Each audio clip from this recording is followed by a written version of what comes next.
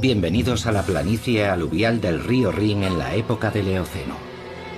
10 millones de años después de que el impacto de un cometa devastara nuestro planeta y Europa migrara más al norte. En los climas subtropicales, los mamíferos se habían convertido en los dueños de la Tierra.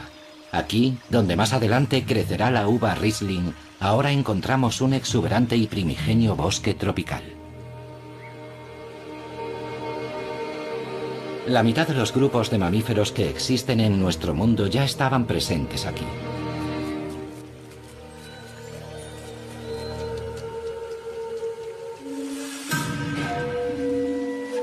También las aves, los peces y los insectos. Todo el reino animal era prácticamente el mismo que el de nuestro mundo actual. No en Europa, sin embargo. Actualmente, muchos de los habitantes del Eoceno viven en las regiones tropicales de Sudamérica y Asia. Solo gracias a un volcán conocemos con exactitud qué animales vivían aquí entonces. Hace 48 millones de años, cuando el volcán entró en erupción, un lago de 300 metros de profundidad se formó en el cráter.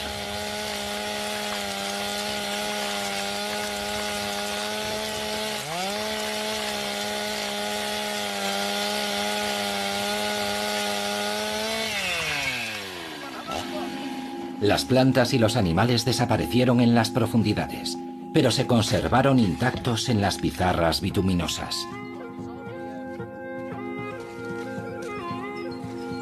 El yacimiento de fósiles de Messel está muy cerca de la ciudad alemana de Darmstadt. Aquí, estrato a estrato, se excava la instantánea de un acontecimiento crucial de la historia geológica. El registro fósil nos cuenta la vida y la muerte en el lago del cráter. Lo más probable es que los gases tóxicos que emanaban de las profundidades alcanzaran la superficie del agua, causando la asfixia de los animales, que caían al lago y se ahogaban. Se han encontrado muchos murciélagos fosilizados. Debieron de acercarse demasiado a la superficie del agua.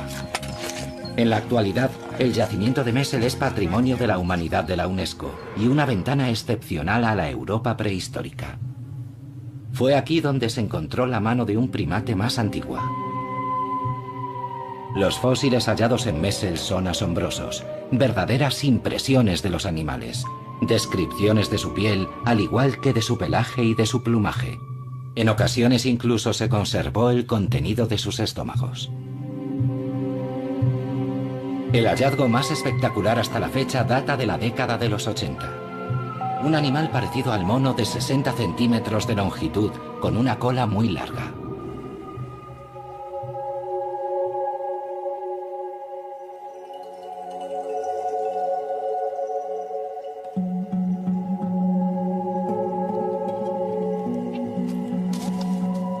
Probablemente esa criatura también fue víctima de los gases venenosos, como el resto de los animales descubiertos en el yacimiento.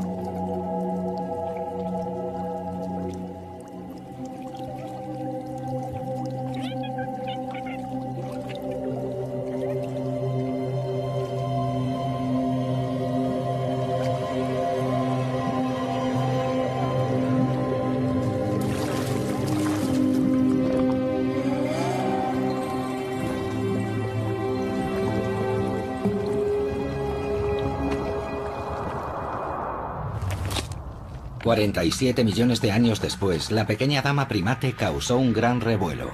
Bautizada como Ida, durante mucho tiempo fue considerada la progenitora de la raza humana. Aunque nunca existieron pruebas definitivas a ese respecto, su cuerpo exhibe una de las mayores innovaciones de la evolución. 5 dedos con pulgares opuestos, una mano con agarre de precisión. El bosque tropical del Eoceno también quedaría finalmente sepultado bajo los estratos del tiempo.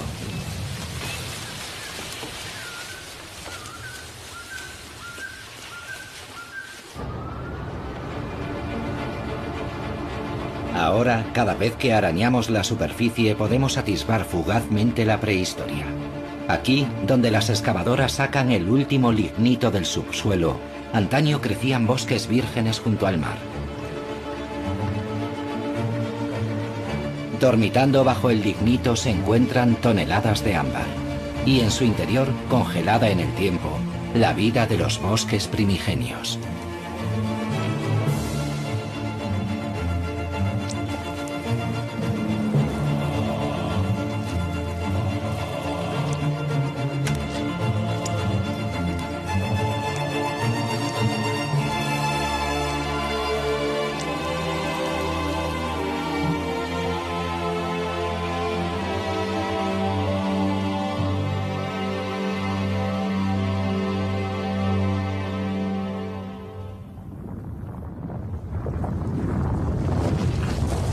Gran parte de Europa occidental estaba cubierta por una capa reciente de hielo.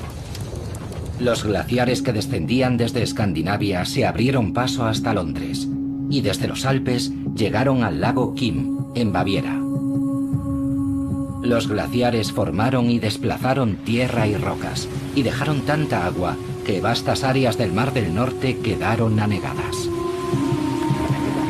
El Cuaternario, el periodo geológico más reciente, fue una época turbulenta. Muchos glaciares se derritieron y el agua del deshielo esculpió profundos barrancos en la superficie de la Tierra. A medida que el hielo se retiraba hacia el norte, desaparecían los animales de los periodos fríos. De nuevo aparecieron los bosques. Los hipopótamos, los elefantes y los rinocerontes migraron desde el sur hasta esas regiones, verdes de nuevo.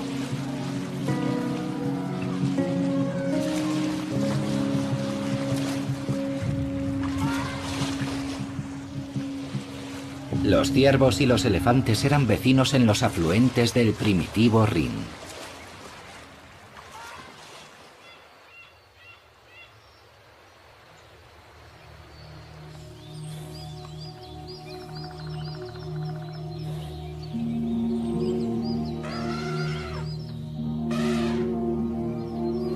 Ahora los elefantes vivían donde antes habían pastado los mamuts, y los ciervos y los jabalíes aparecieron para ocupar el lugar de los renos.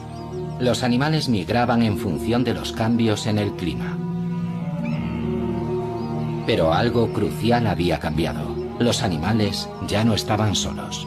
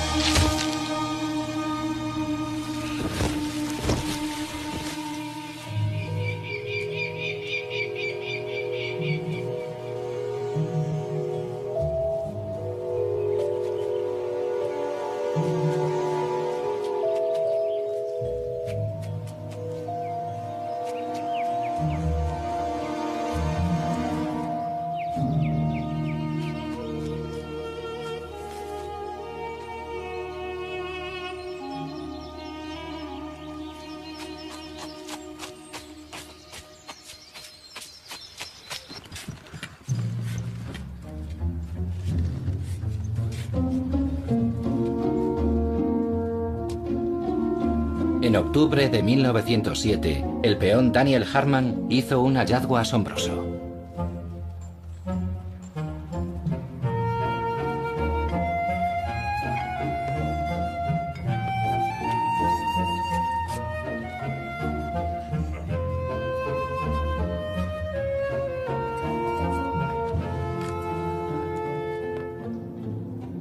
Amigos míos, hoy he encontrado a Adán.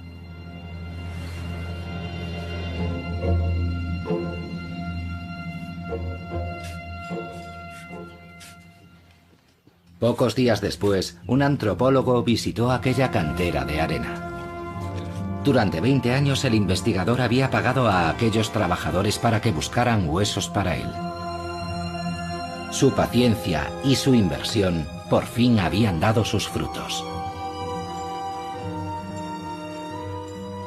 ¿Dónde lo encontró exactamente? Allí, en aquella pared. ¿Revisó cuidadosamente ese lugar? Ajá. ¿Y encontró allí algo más? Esto, eso y esto. Ajá.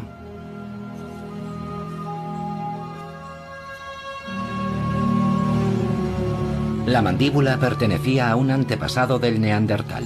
Recibió el nombre de Homo heidelbergensis. La era del hombre había comenzado. El Ring Medio se formó mucho antes de que los primeros humanos aparecieran en Europa. Los Alpes presionaban desde el sur, creando las tierras altas de Alemania Central. Después, hace 25 millones de años, el océano se retiró de las cordilleras montañosas emergentes, dejando atrás al Ring Medio. Hasta 10 millones de años después no se conectaría con el Alto Ring. Mucho más tarde aún, apareció el hombre para dejar su implacable huella sobre el paisaje. Durante la industrialización, el Rin, como muchos otros ríos europeos, fue canalizado en todo su curso, remodelando regiones enteras.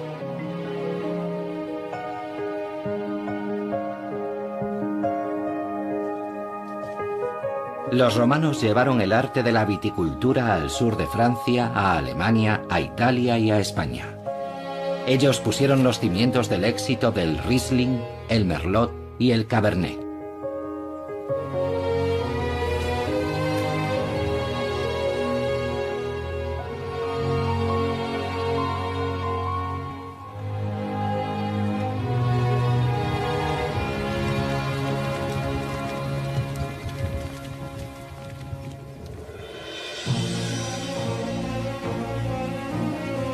Aunque el paisaje de la ribera del Rin no lo sugiera, sus habitantes viven aquí más cerca de bufaderos de lo que imaginan. En la isla de Nadmeyerwerf, un chorro de agua alcanza alturas de hasta 60 metros. Es el geyser de agua fría más alto de la Tierra.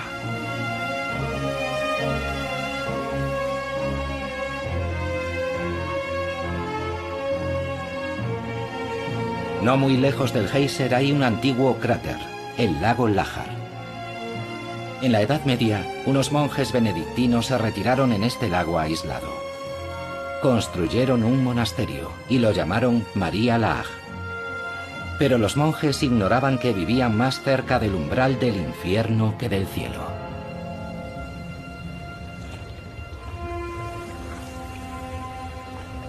Los volcanes extinguidos de la región de Eifel en Alemania pueden volver a entrar en erupción en cualquier momento, igual que los supervolcanes de Italia. Nadie sabe si será dentro de 10.000 años o el próximo martes. La última vez que el volcán de María Laach entró en erupción, el resultado fue una destrucción de proporciones inimaginables. Las cenizas volcánicas llegaron hasta el sur de Suecia y el norte de Italia.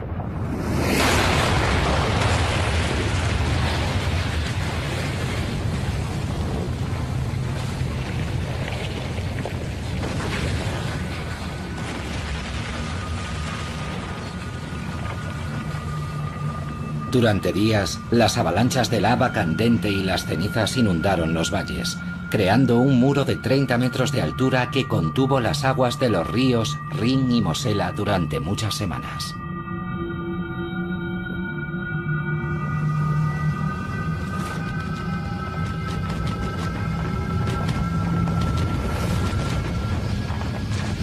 Finalmente, cuando el dique cedió, una gigantesca avalancha de agua corrió río abajo hasta los Países Bajos, arrasando todo lo que encontraba a su paso.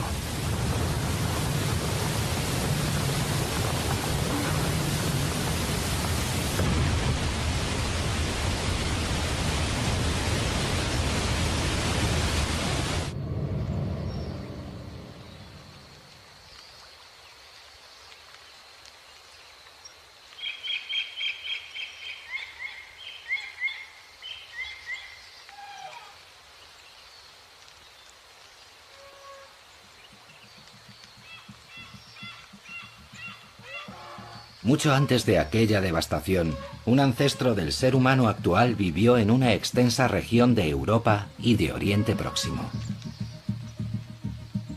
El Homo neanderthalensis, el neandertal.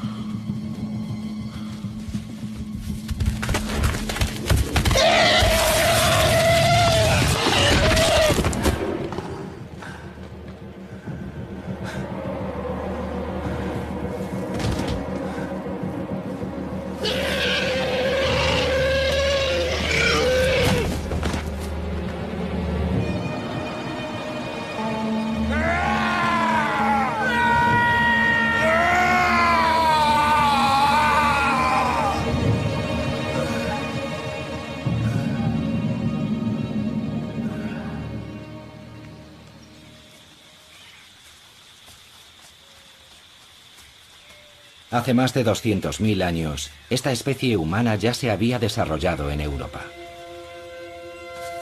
En los periodos más fríos, los glaciares habían obligado al neandertal a levantarse y seguir su camino. Pero finalmente la especie consiguió adaptarse al frío. Durante mucho tiempo se pensó que el neandertal era inferior al hombre moderno en todos los aspectos, pero no es así. Los neandertales sabían encontrar refugios seguros y los mejores territorios de caza.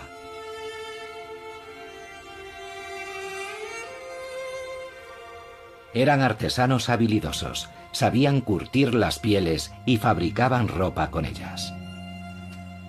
Los neandertales vivían en pequeños clanes diseminados por zonas muy extensas. Pero incluso en los periodos más cálidos, la supervivencia no resultaba fácil. Los tupidos bosques no solo eran el hogar del ciervo, el rinoceronte y el elefante, allí también vivían los leones y las hienas. A medida que cambiaba el clima, también lo hacía el entorno, pero los neandertales seguían adaptándose para sobrevivir. No sabemos nada acerca de su lenguaje, pero la anatomía de su laringe revela que sin duda eran capaces de comunicarse vocalmente.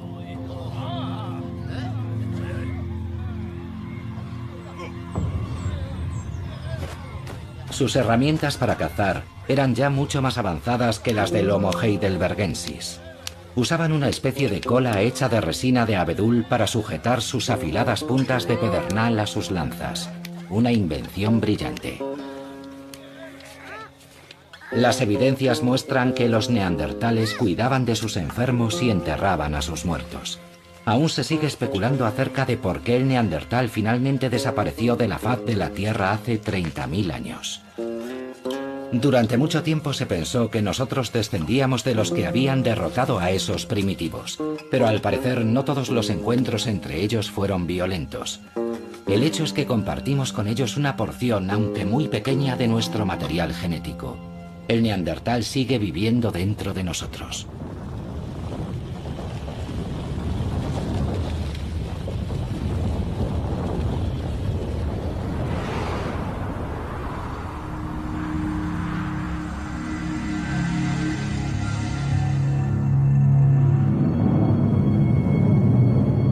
Por última vez hasta la fecha, un gran periodo frío se apoderó de Europa. Los lobos y los grandes herbívoros, mamuts, bueyes almizcleros y renos, recorrían por millones las grandes llanuras. A los pies de los glaciares, un viento constante azotaba la tierra. Era el lugar más septentrional en el que había vida. Cuando el frío se hizo demasiado intenso, las manadas tuvieron que emigrar.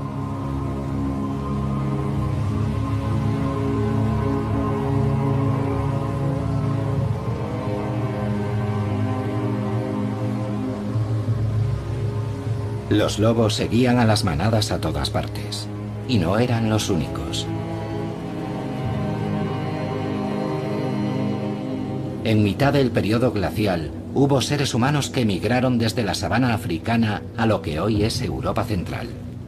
Durante días interminables, el cazador recorría el desierto de hielo en busca de carne fresca para su clan. Los lobos fueron de los primeros animales salvajes que los humanos no solo cazaron, sino que también domesticaron.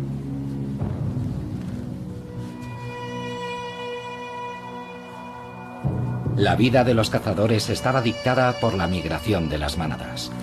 Cuando los animales cambiaban sus zonas de pastos, los humanos también lo hacían, moviendo sus campamentos a lo largo de las grandes rutas migratorias. Durante el verano, la estepa era un buen territorio de caza. Pero era casi imposible seguir el rastro de los animales durante el invierno, cuando la nieve y el viento borraban sus huellas y desaparecían bajo el manto de nieve.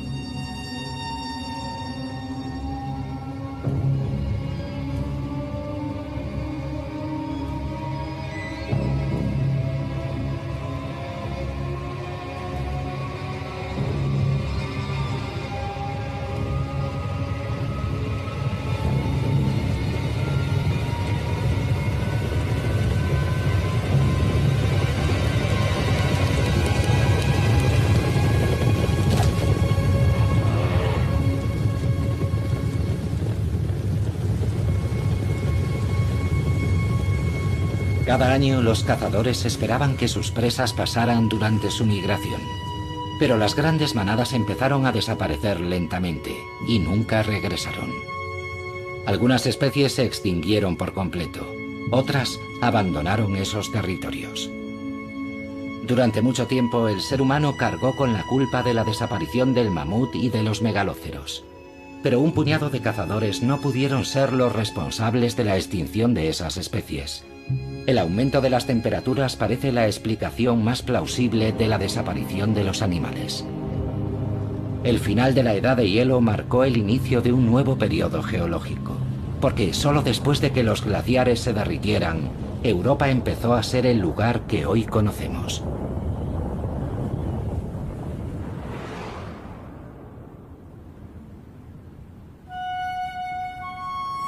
El territorio y el carácter del Mar del Norte cambiaron radicalmente. Avanzó más y más hacia el sur, inundando las grandes planicies que antes ocupaban las regiones de los glaciares. Así nació un hábitat completamente nuevo, el Mar de Frisia.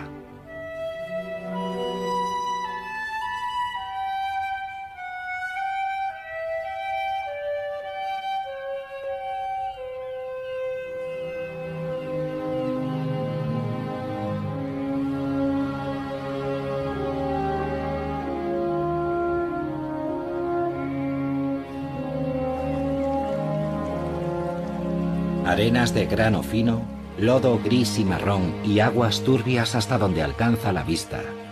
Eso es todo lo que el Mar del Norte tiene para ofrecer. Y aún así, el desierto de hielo de hace siglos se convirtió en un hábitat rico y diverso. 2 veces al día las mareas inundan el Mar de Frisia con sus aguas ricas en nutrientes.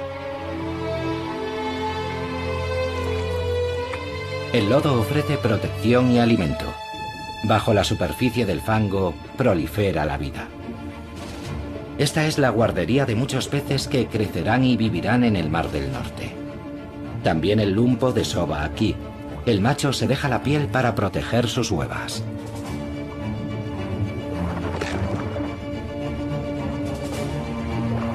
Después de todo, no es su supervivencia, sino la de sus retoños, la que asegurará la supervivencia de la especie.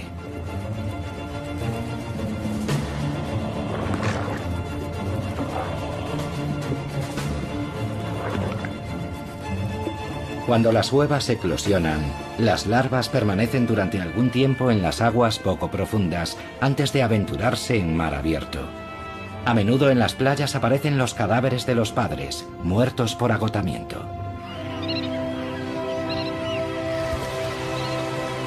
En primavera y otoño, millones de aves migratorias hacen una parada para descansar en el Mar de Frisia. La región acoge la mayor población de aves de toda Centroeuropa. La Edad de Hielo creó una isla de vida.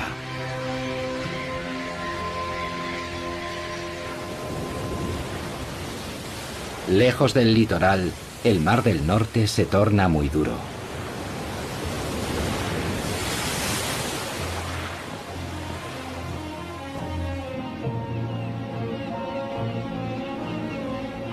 Entre su violento oleaje se alza en el mar la isla de Helgoland. Hace unos 250 millones de años, la Isla Roja aún formaba parte de un desierto. Es la única escala posible en muchos kilómetros para las aves de paso que necesitan descansar. Una vez al año, los acantilados de Helgoland ofrecen a miles de aves marinas un lugar perfecto para criar a sus polluelos.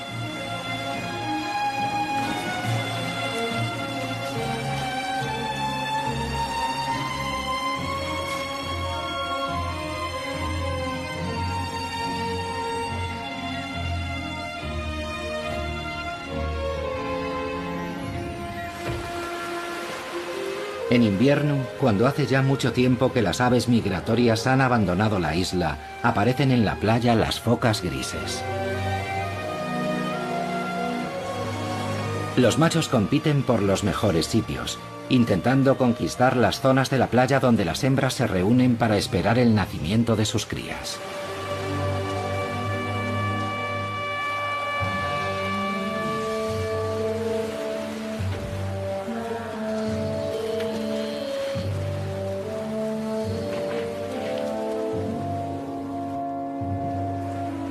Poco tiempo después de dar a luz, comienza la época de celo de la foca gris.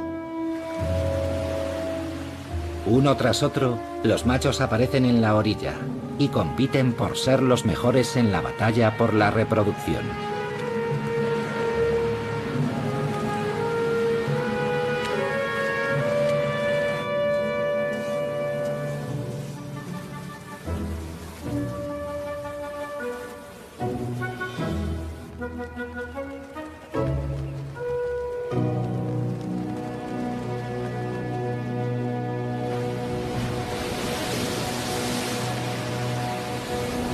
En invierno, el fuerte viento agita el mar. Las altas olas se estrellan contra los acantilados y contra la playa, arrastrando piedras y arena hacia otros lugares. El ser humano intenta detener el proceso.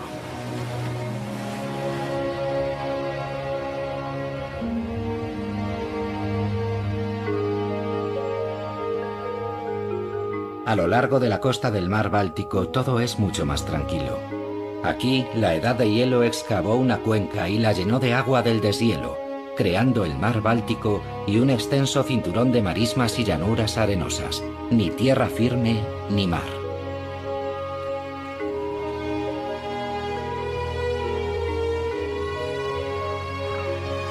Ajenas a la intervención humana, grandes zonas de la costa del mar Báltico son un santuario para la fauna silvestre.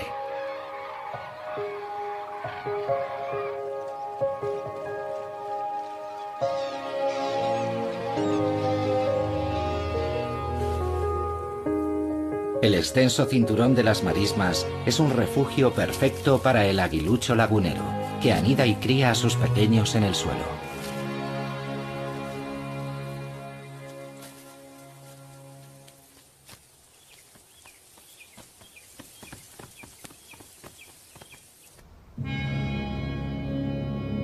Los acantilados blancos de Rügen también son obra de la Edad de Hielo, que hizo emerger la isla desde las profundidades del mar Báltico.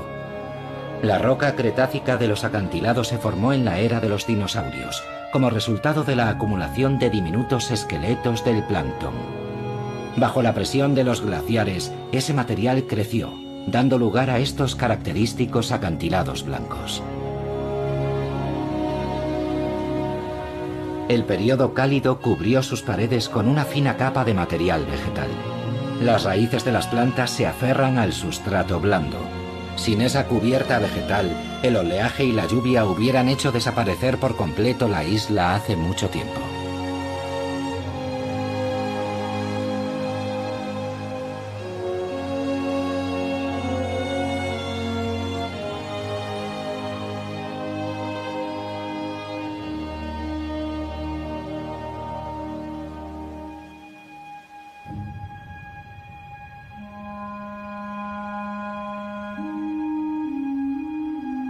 Tras el final de la Edad de Hielo, las temperaturas ascendieron muy deprisa. Los bosques regresaron y con ellos los animales que conocemos hoy.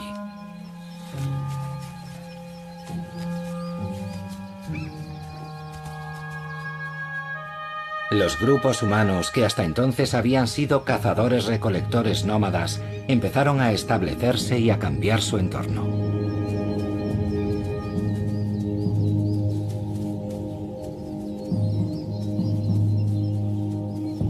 Pero mientras la civilización daba sus primeros pasos, comenzaron a aparecer conflictos completamente nuevos.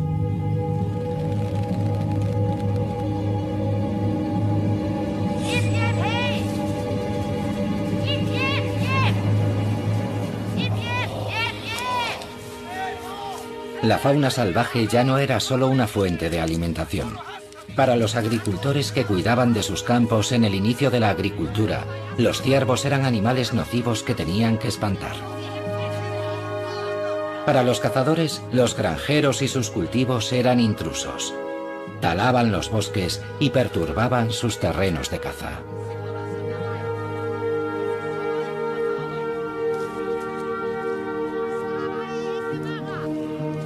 La agricultura, sin embargo, finalmente se impuso. Y con la así llamada Revolución Neolítica, el ser humano comenzó un proceso dirigido a adaptar la naturaleza a sus propias necesidades. Aparecieron las aldeas y después las ciudades, y la población creció rápidamente, porque el hombre ya no dependía de lo que podía cazar o recolectar, ahora podía producir sus propios alimentos. La fauna salvaje evitaba los asentamientos humanos, retirándose cada vez más a las profundidades de los bosques.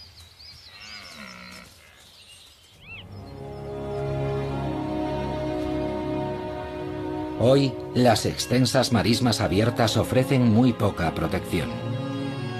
Pero es aquí donde se reúnen todos los años las aves migratorias para iniciar su viaje al sur. Estas tierras llanas y prácticamente sin árboles proporcionan una buena visión a las aves predadoras, tales como el aguilucho lagunero, que intenta aprovechar al máximo la situación antes de que partan los visitantes veraniegos.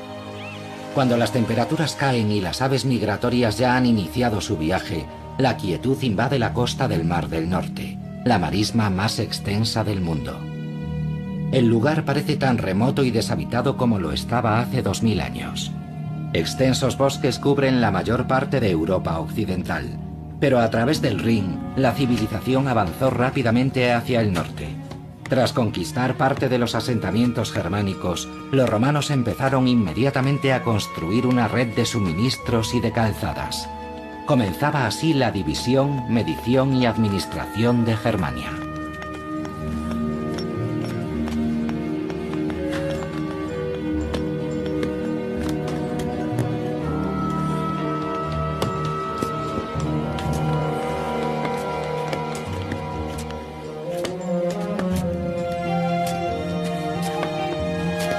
Gracias a una sofisticada técnica de medición, las calzadas romanas atravesaban el paisaje en perfecta línea recta.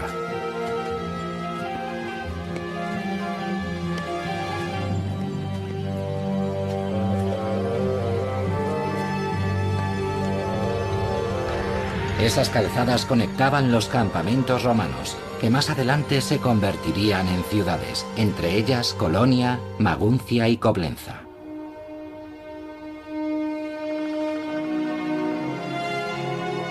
Lejos de los transitados caminos que construyeron los romanos, la Alemania de hoy en día está poco poblada. Si se dejara que los bosques se autorregeneraran, cubrirían prácticamente toda Europa.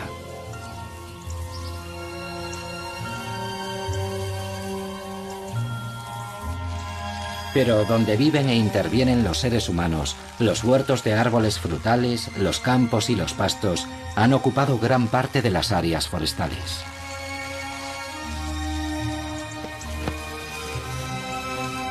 Se han creado nuevos hábitats. Aquí, el ganado vacuno y lanar y la maquinaria agrícola impiden que los bosques recuperen su territorio.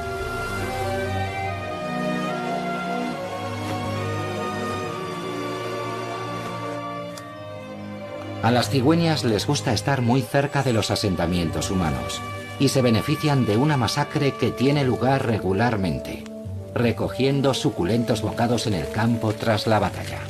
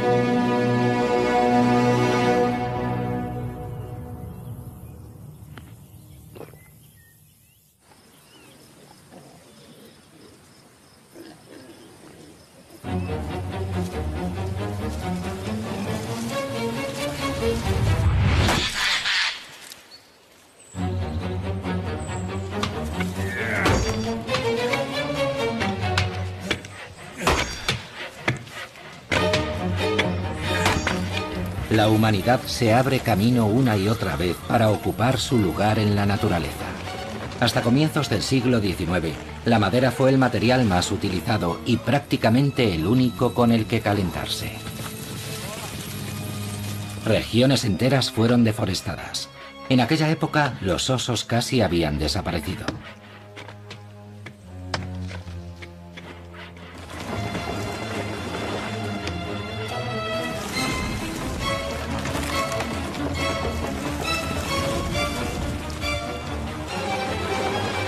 Desde la Edad Media, los bosques habían sido utilizados como tierras para el pastoreo, y las hojas que cubrían el suelo se recogían y se usaban como paja en los establos.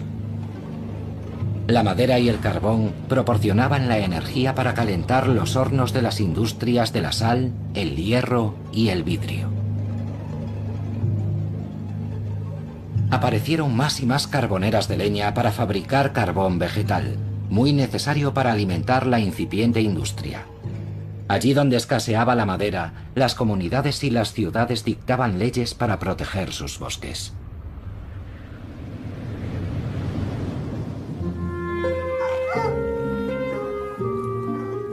También la aristocracia tomó medidas para frenar la deforestación. La aristocracia rural reclamó extensas áreas forestales y adoptó medidas para conservar los bosques y la fauna salvaje. Pero no por convicciones ecológicas. Los cazadores querían salvar sus imponentes cotos de caza de la destrucción. Sin el deporte de la caza de la nobleza acaudalada, el paisaje alemán hoy sería muy diferente.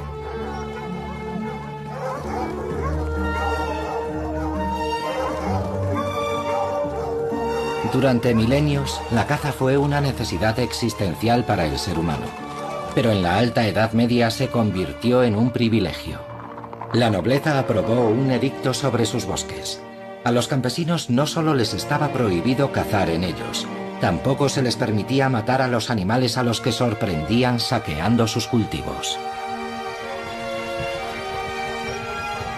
En aquella época se dictó una ley que revocaba los derechos del campesinado sobre las tierras siempre que los árboles y los matorrales crecieran tanto que alcanzaran las espuelas de un jinete.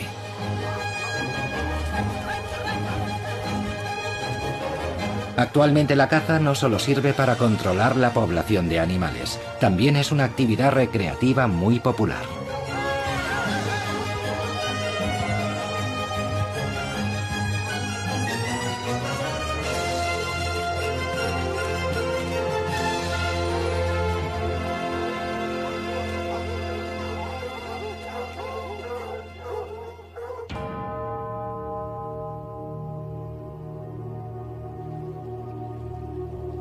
Pero algunos bosques de Alemania Oriental no deben su existencia a la nobleza. La leyenda cuenta que los bosques de Spree, con su laberinto de innumerables canales, son obra del diablo.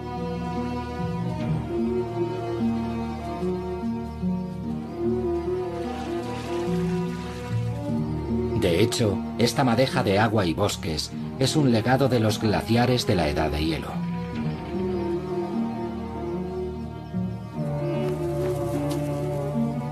Aquí, ocultas en este dédalo acuático, las cigüeñas negras crían a sus polluelos.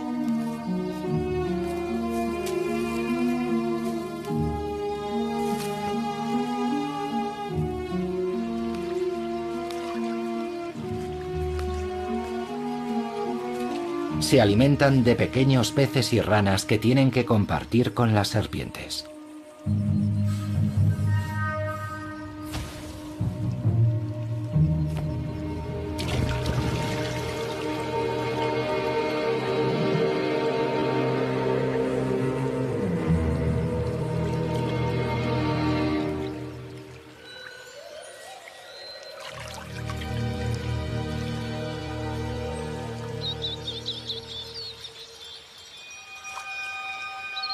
El bosque de alisos de Spree ya no crece solo de forma natural. Las semillas que caen en los arroyos son pescadas en la superficie y después plantadas en la tierra.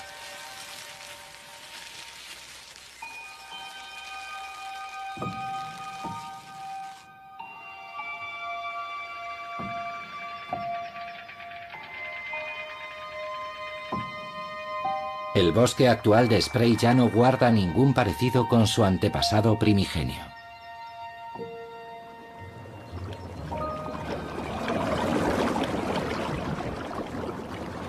El hombre cambia los paisajes que han evolucionado durante millones de años. Hace 100 millones de años, animales exóticos vivían en el estrecho estuario situado en lo que hoy es la frontera entre Alemania y la República Checa. Los restos de caliza de Creta y los esqueletos hundidos en el lecho del río se acumularon aquí estrato a estrato, milímetro a milímetro.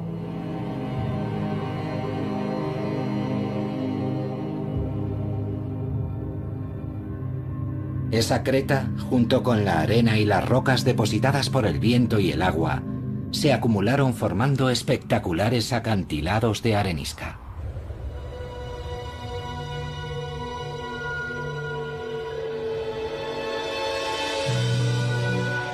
Cuando el océano se retiró, la erosión hizo su trabajo sobre los bancos de arenisca, convirtiéndolos en las dentadas montañas de arenisca del Elba.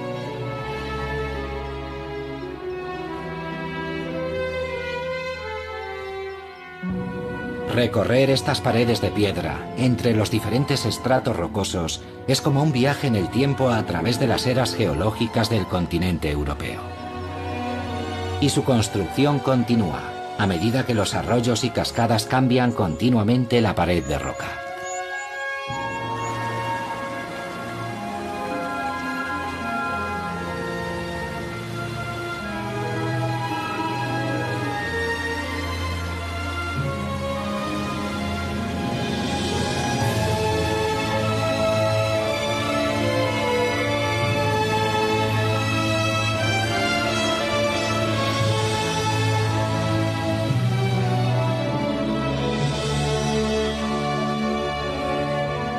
La explotación de esta arenisca comenzó en una fecha muy temprana, en el siglo XI.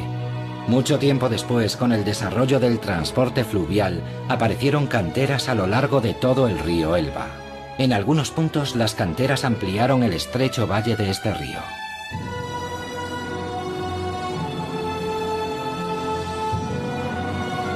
Roca a roca, la piedra era cortada y extraída de la cantera.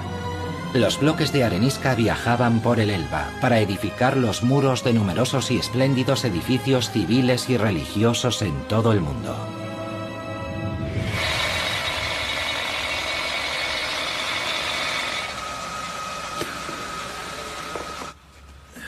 Esa arenisca sigue extrayéndose actualmente y se envía a clientes de todo el mundo.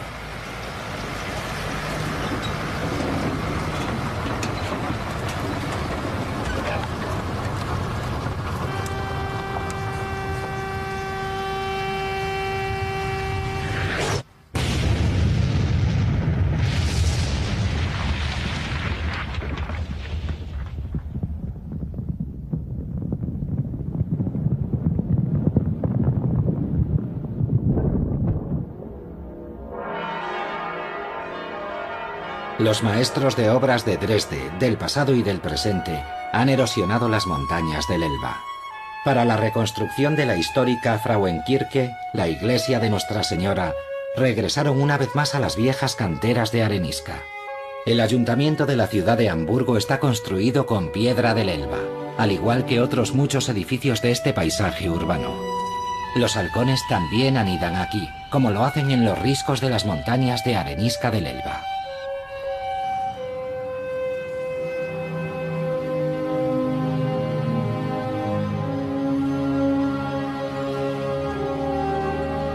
Hace ya mucho tiempo que los animales se encuentran como en su propia casa en este hábitat creado por el hombre.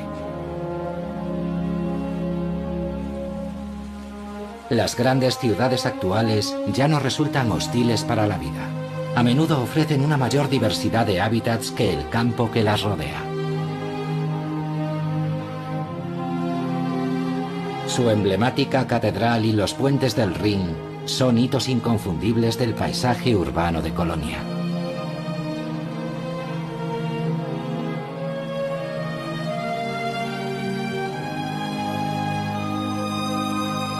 Turistas, hormigón y atascos de tráfico. Resulta difícil imaginar animales aquí.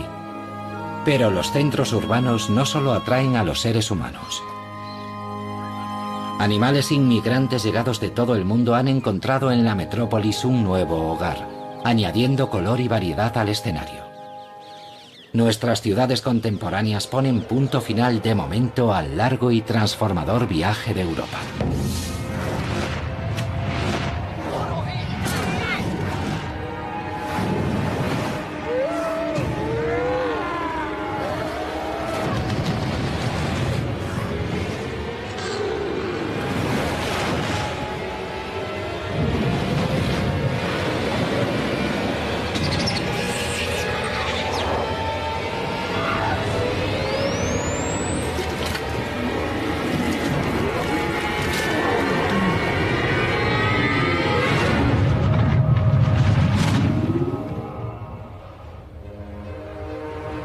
Nuestro viaje ha terminado, pero Europa aún seguirá viajando durante mucho tiempo.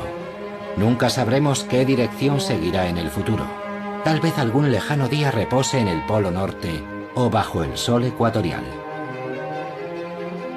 Nosotros ya no estaremos allí para ver si queda atrapada entre dos continentes y se eleva hasta las alturas para luego hacerse pedazos y hundirse en el mar. O si quedará cubierta por una capa de hielo de kilómetros de espesor. Pero una cosa es segura, será una Europa completamente diferente a la que nosotros conocemos hoy.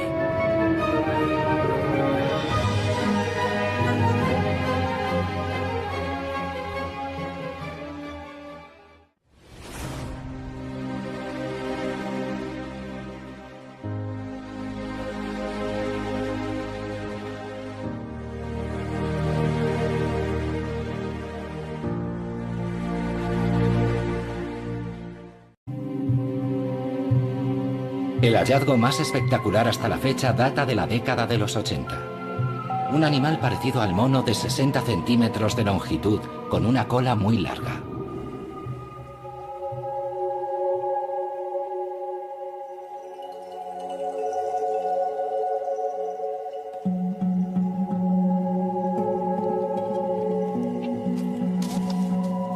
Probablemente esa criatura también fue víctima de los gases venenosos, como el resto de los animales descubiertos en el yacimiento.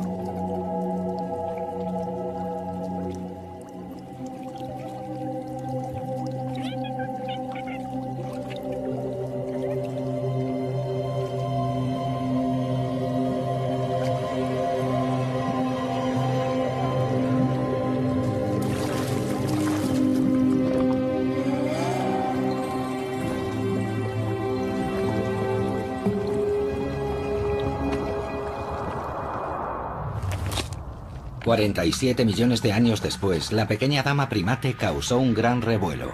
Bautizada como Ida, durante mucho tiempo fue considerada la progenitora de la raza humana. Aunque nunca existieron pruebas definitivas a ese respecto, su cuerpo exhibe una de las mayores innovaciones de la evolución: 5 dedos con pulgares opuestos. Bienvenidos a la planicie aluvial del río Rin en la época del Eoceno. 10 millones de años después de que el impacto de un cometa devastara nuestro planeta y Europa migrara más al norte. En los climas subtropicales, los mamíferos se habían convertido en los dueños de la Tierra. Aquí, donde más adelante crecerá la uva Riesling, ahora encontramos un exuberante y primigenio bosque tropical. La mitad de los grupos de mamíferos que existen en nuestro mundo ya estaban presentes aquí.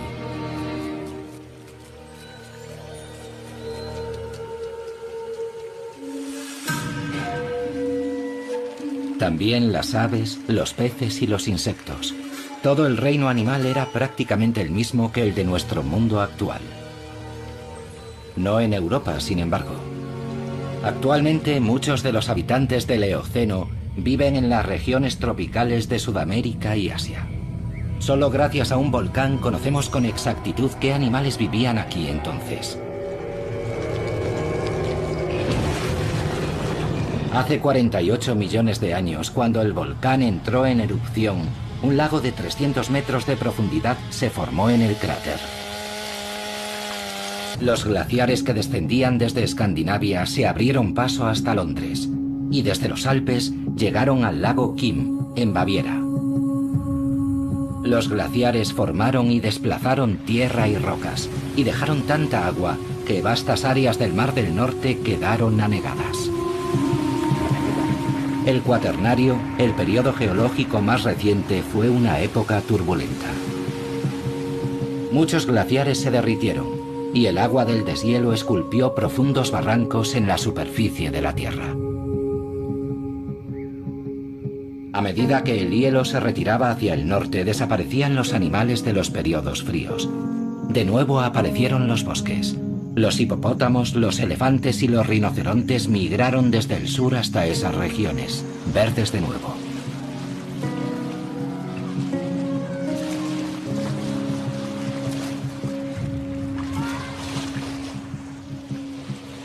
Los ciervos y los elefantes eran vecinos en los afluentes del primitivo Rin.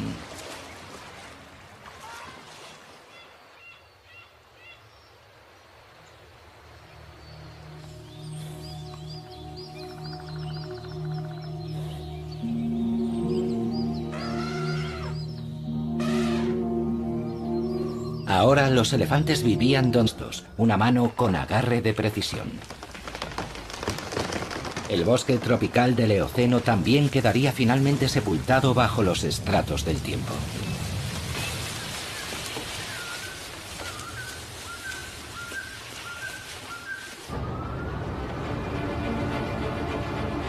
Ahora, cada vez que arañamos la superficie, podemos atisbar fugazmente la prehistoria. Aquí, donde las excavadoras sacan el último lignito del subsuelo, antaño crecían bosques vírgenes junto al mar.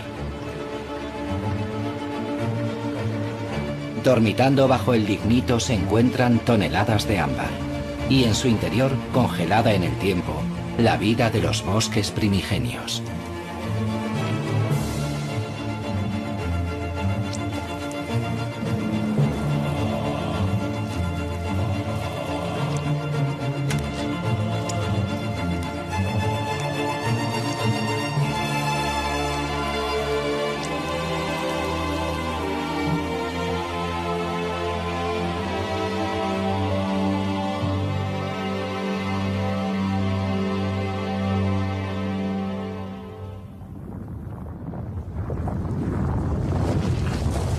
Gran parte de Europa occidental estaba cubierta por una capa reciente de hielo.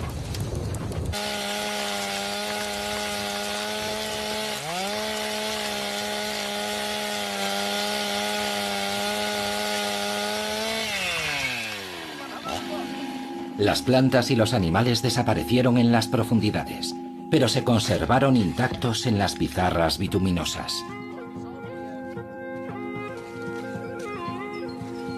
El yacimiento de fósiles de Messel está muy cerca de la ciudad alemana de Darmstadt. Aquí, estrato a estrato, se excava la instantánea de un acontecimiento crucial de la historia geológica. El registro fósil nos cuenta la vida y la muerte en el lago del cráter. Lo más probable es que los gases tóxicos que emanaban de las profundidades alcanzaran la superficie del agua, causando la asfixia de los animales, que caían al lago y se ahogaban. Se han encontrado muchos murciélagos fosilizados. Debieron de acercarse demasiado a la superficie del agua. En la actualidad, el yacimiento de Messel es Patrimonio de la Humanidad de la UNESCO y una ventana excepcional a la Europa prehistórica. Fue aquí donde se encontró la mano de un primate más antigua. Los fósiles hallados en Messel son asombrosos, verdaderas impresiones de los animales. Descripciones de su piel, al igual que de su pelaje y de su plumaje. En ocasiones incluso se conservó el contenido de sus estómagos.